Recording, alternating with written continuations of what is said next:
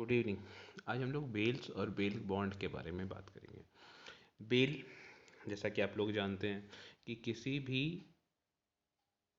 Offence होने के बाद अगर किसी को गिरफ्तार किया जाता है, उनको अरेस्ट किया जाता है, अरेस्ट करने के बाद अगर बेलेबल ऑफेंस होगा या फिर नॉन बेलेबल ऑफेंस होगा। बेलेबल ऑफेंस होगा तो उस स्थिति में वो किसी भी पुलिस थाने में जाके अपना बेल ले सकते हैं।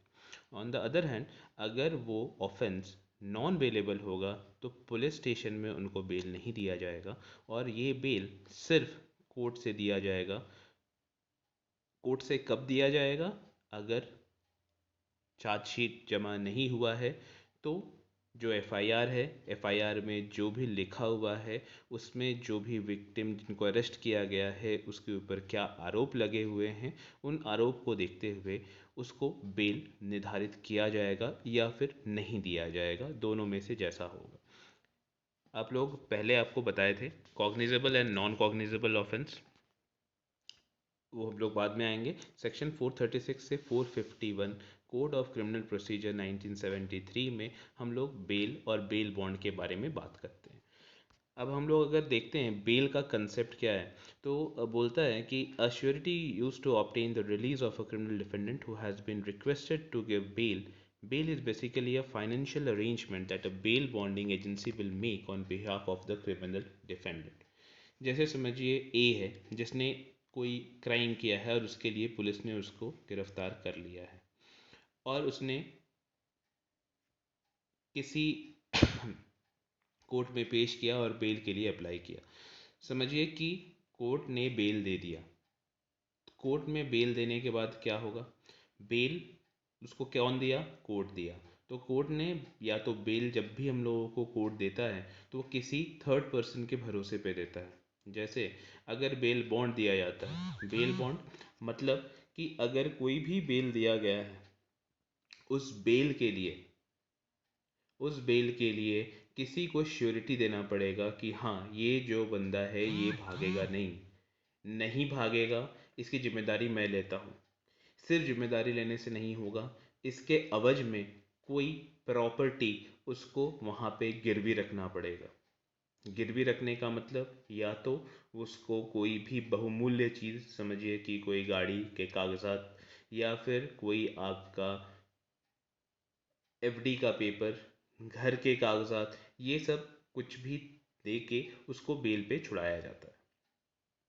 जनरली बोला जाता है कि अगर बेल क्यों नहीं दिया जाता है, तो अगर कोई भी इंसान जिसको अरेस्ट किया गया है किसी ऑफेंस के लिए, अगर वो ट्रायल के टाइम पे उपलब्ध रहेगा, अगर वो इसका अंडरटेकिंग देता है और कोर्ट को लगता है कि नहीं ये भागेगा नहीं, तब उसको बेल दे दिया जाता है। लेकिन अगर कोर्ट को शक होता है कि नहीं ये अगर बाहर चल गया, ये लोगों को धमकाएगा, बदमाशी करेगा, फिर से वो ऑफेंस करेगा, जो एविडेंस है उसके साथ छेड़खानी करेगा, जो गवाह हैं उसको डराने धमकाने का कोशिश करेगा, तो ये बेल उसको नहीं दिया जाता है।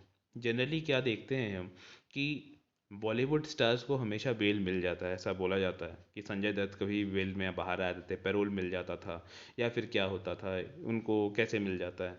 तो उसमें एक बड़ी चीज़ हम लोग जो देख सकते हैं, क्योंकि इनका स्टार का रिकग्निशन इतना ज़्यादा होता है कि अगर वो एयरपोर्ट में जाएंगे तो लोग देख लेंगे, मीडिया पीछा करेगी, तो वो कहीं बाहर नहीं भाग सकते हैं। और बाहर नहीं भागने से अगर ट्रायल के टाइम पे वो उपलब्ध रहेंगे ही तो उनको जेल में बैठाने का कोई मतलब नहीं होता, क्योंकि अगर कोई सज़ा दिया जाएगा उनको तो उसके बाद तो उनको वो सज़ा काटने के लिए जेल जाना ही पड़ेगा। लेकिन अगर कोई नॉर्मल इंसान होता है, अगर वो नेपाल के रास्ते इंडिया से भाग गया तो हम लोग उसके बाद फिर उसको पकड़ के ला नहीं सकते हैं। जैसे कि हम लोग देख सकते हैं इस केस में, जहाँ पे विजय माल्या के केस में, जब वो भागा हुआ है, अब उसको जब तक हम वापस नहीं लाएंगे तो उसको हम लोग पनिश नहीं कर सकते हैं। और एक दूसरे विदेश से किसी को लाना कितना प्रॉब्लमेटिक होता है ये आप लोग जानते हैं। Bailable offence, non bailable offence आप लोग जानते हैं, इसका कंसेप्ट भी आप लोग जानते हैं। एंटिसिपेटरी बेल, एंटिसिपेटरी बेल का मतलब होता है, ये सेक्शन 438 सीआरपीसी में दिया हुआ है, और इसमें एंटिसिपेटरी बेल का मतलब होता है कि इन एंटिसिपेशन ऑफ अरेस्ट, अगर आपको लगता है कि आपको अरेस्ट किया जा सकता है किसी ऑफेंस के लिए, मतलब कि हो सकता है इसका आपका सीधा मतलब होगा कि आपने ऑफेंस किया है तभी आपको अरेस्ट किया जाएगा, लेकिन इसका मतलब यहाँ पे ये नहीं है, या इस बेल का जो भी कंसेप्ट है ये नहीं है। अगर किसी कारणवश आपको अगर अरेस्ट कर लिया जाए, उस समय आप अगर कोई महत्वपूर्ण काम करने जा रहे हो और उस काम को नहीं कर पाए, तो इसलिए आपको उस काम को से करने के लिए रोकने के लिए अगर आपका कोई साजिश किया जाए या आपको अरेस्ट किया जाए, उसके खिलाफ ये एंटिसिपेटरी बेल आप अप्लाई कर सकते हैं। जैसे आप समझिए कि आप बहुत बड़े नेता हैं और जिस दिन आप इलेक्शन में अपना नॉमिनेशन फाइल करने जा रहे हैं, जो कि आखिरी दिन है, और उस दिन आपके ऊपर कोई ऐसा केस होता है और मुकदमा होता है जिसके लिए आप अपना नाम कन फाइल नहीं कर पाते हैं और आप केस में खड़े नहीं हो पाते हैं। अब सामने वाला है वो यही चाहता था कि हो सकता है कि आप अपना नाम नहीं जोड़ पाएँ, अपना नाम दावा ना पेश कर पाएँ और वो उसी कारण दूसरा आदमी जीत जाए। यहाँ पे एंटिसिपेटरी बेल का कंसेप्ट है, अगर आपको ऐसा प्रतीत होता है कि आपके ऊपर कोई ऐसा कर सकता है, तो आप कोर्ट में जाके बोल सकते हैं कि ऐसे कारणों के कारण मेरे को एंटिसिपेटरी बेल दिया जाए। एंटिसिपेटरी बेल का मतलब ये होता है कि पुलिस आपको अरेस्ट नहीं करेगी, ऐसा नहीं है। पुलिस आपको अरेस्ट करने आएगी और आप जो भी कोर्ट से आपको एंटिसिपेटरी बेल का ऑर्डर मिला हुआ है, वो एंटिसिपेटरी बेल को दिखा के आपको पुलिस अरेस्ट नहीं करेगी। तो क्या आप कितने भी समय तक एंटिसिपेटरी बेल में हो सकते हैं? नहीं, उसका एक टाइम लिमिट होता है, जितना देर आपको बताया गया है, किसी पर्टिकुलर डेट तक ऐसा हो सकता है। अगर आपने दावा किया है कि हम इस सोमवार को हम अपना कैंडिडेचर पेश करने जा रहे हैं, तो हमें मंगलवार तक एंटिसिपेटरी बेल दिया जाए, तो आपका एंटिसिपेटरी बेल कुछ घंटों तक दिया जाएगा।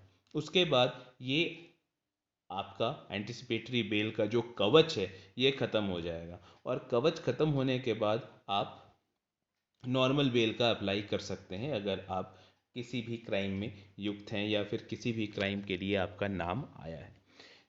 यहाँ पे एंटिसिपेटरी बेल में बोला जाता है कि क्या एंटिसिपेटरी बेल मिल जाने का मतलब होता है कि आप कोई क्राइम कर सकते हैं? ऐसा नहीं है। आप क्राइम करेंगे तो उसके लिए आपको एंटिसिपेटरी बेल नहीं दिया जाता है। ये सिर्फ एंटिसिपेटरी बेल तभी दिया जाता है जब आपको किसी गलत कारणों के कारण कोई फंसाने का कोशिश करता है और उससे आपको नुकसान हो सकता है। अगर ऐसा होता है तब आप एंटिसिपेटरी बेल का मांग कर सकते हैं, वरना आपकी एंटिसिपेटरी बेल खारिज हो जाएगी। अब हम लोग बेल बॉन्ड का बात करेंगे। बेल बॉन्ड दो तरह का होता है, जैसे कि हम लोग आगे देख रहे थे। बेलेबल ऑफेंस के लिए अगर आप पुलिस थाने में जाते हैं और पुलिस थाने में जाने के बाद आप किसी ऑफेंस के लिए बेल लेते हैं, तो वहाँ पे आपको पर्सनल बॉन्ड पे छोड़ दिया जाएगा। पर्सनल बॉन्ड होता है जो कि आप किसी भी पुलिस थाने में जाके अपना नाम पता देते हैं, जो भी रिक्विजिट नंबर ऑफ फाइन होता है उसको जमा करते हैं और आपके पर्सनल बॉन्ड पे आपको छोड़ दिया जाता है। लेकिन ये कहानी थोड़ा सा अलग होता है जब आप जाते हैं कोर्ट में, और कोर्ट से छूटने के बाद आपको सिक्योरिटी बॉन्ड देना पड़ता है। जैसे मैं बता रहा था आपको, सिक्योरिटी बॉन्ड होता है कि जिसमें एक अमाउंट, फाइनेंशियल अमाउंट आपको जमा रखना पड़ता है कोर्ट में। कोर्ट में पैसा आप जमा कर सकते हैं, कैश जमा नहीं कर सकते। पैसा जमा नहीं करना होता है, सिर्फ एक चीज़ को गिरवी रखना होता है। तो आप क्या गिरवी रख सकते हैं? कोई एफडी का कागज़ रख सकते हैं, अपने व्हीकल का डॉक्यूमेंट का, अपना गाड़ी का, अपना मोटरसाइकिल का, अपने घर का कोई भी दस्तावेज वहाँ पे गिरवी रख सकते हैं। तो जो भी आरसी बुक होता है उसको हम लोग वहाँ पे जमा देते हैं। उसके अवज में, जैसे किसी को बेल दिया गया जिसका मूल्य पे छोड़ा गया कि उसको 20,000 रुपये पे बेल हुआ है, 20,000 रुपये अब क्या कोर्ट में जमा करना होगा? नहीं, 20,000 रुपये कोर्ट में जमा नहीं करना, लेकिन 20,000 के वैल्यू का कोई सामान आपको कोर्ट में गिरवी रखना है। गिरवी रखने का मतलब वो चीज़ वहाँ पे उतना टाइम तक रहेगा जब तक कि आप बेल पे रहेंगे या फिर वो केस चलेगा। जैसे ही आपका केस ख़त्म होगा तो आपके जितने भी दस्तावेज होंगे उसको आपको वापस कर दिया जाएगा, क्योंकि जब तक कोर्ट में को ये पता लगे कि आप भागेंगे नहीं, या फिर कोई आदमी जो होगा उस बॉन्ड के लिए उसके साइन करेगा। अगर ए पकड़ा गया है, बी उसका पिताजी है, तो बी ने ए का भरोसा दिलाया कोर्ट को कि हाँ, ए हर तारीख पे कोर्ट के सामने हाजिर होगा, मैं इसकी जिम्मेदारी लेता हूँ और उसका बेल बॉन्ड भरता हूँ। अगर 20,000 रुपये का बेल बॉन्ड है तो उसके पिताजी ने बेल बॉन्ड भी भरा है और ये भी कहा है कि अगर भाग जाएगा तो ये जो 20,000 रुपये है या जो भी ये सामान है या जो भी ये गाड़ी है ये कोर्ट का प्रॉपर्टी हो जाएगा और कोर्ट ये प्रॉपर्टी को बेच के अपना पैसा निर्धारित लोगों से कर सकता है। तो ये एक तरह से श्योरिटी है कि आप भागिएगा नहीं, जहाँ पैसा इन्वॉल्व हो वहाँ पे आप भागिएगा नहीं। लेकिन अब वो कहने की बातें हैं, वो लोग भाग सकते हैं। तो किन कारणों में आपको बेल मिल सकता है?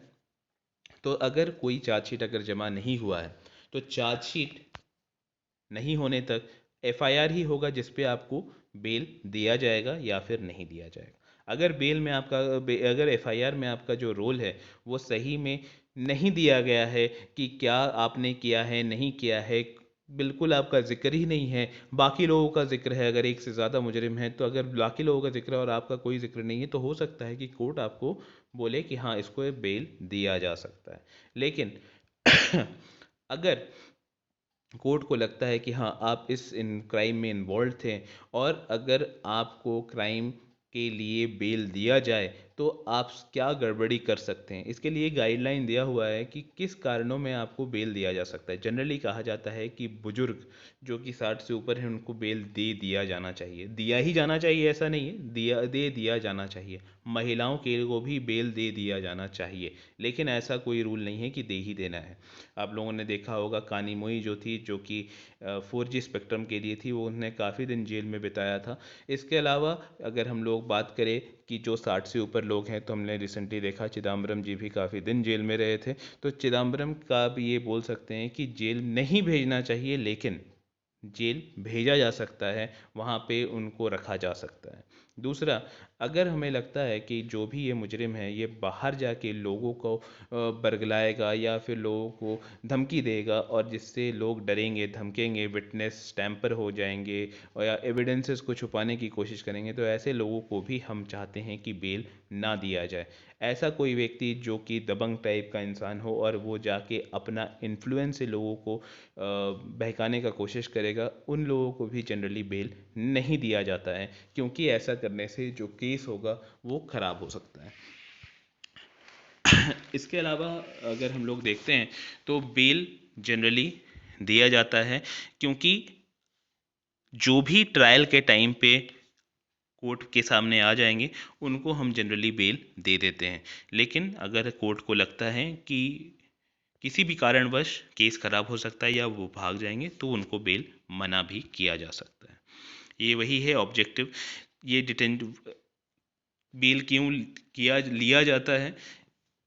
क्योंकि अगर ट्रायल के टाइम पे वो नहीं मिला तो हम लोग ट्रायल शुरू नहीं कर सकते हैं।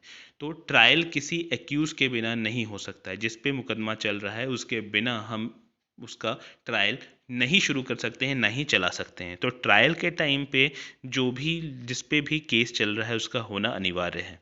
तो अगर जब तक कि वो उपलब्ध नहीं होगा या फिर वो जब तक अरेस्ट नहीं होगा और अरेस्ट होकर कोर्ट के सामने पेश नहीं हो जाता है तब तक हम ट्रायल शुरू नहीं कर सकते। और इसी वजह से किसी को भी ट्रायल शुरू होने के बाद बेल नहीं मिलता है। या तो बेल ट्रायल शुरू होने से पहले ही मिल जाएगा या ट्रायल ख़त्म होने के बाद मिलेगा, लेकिन ट्रायल के दौरान उसको बेल नहीं दिया जाएगा।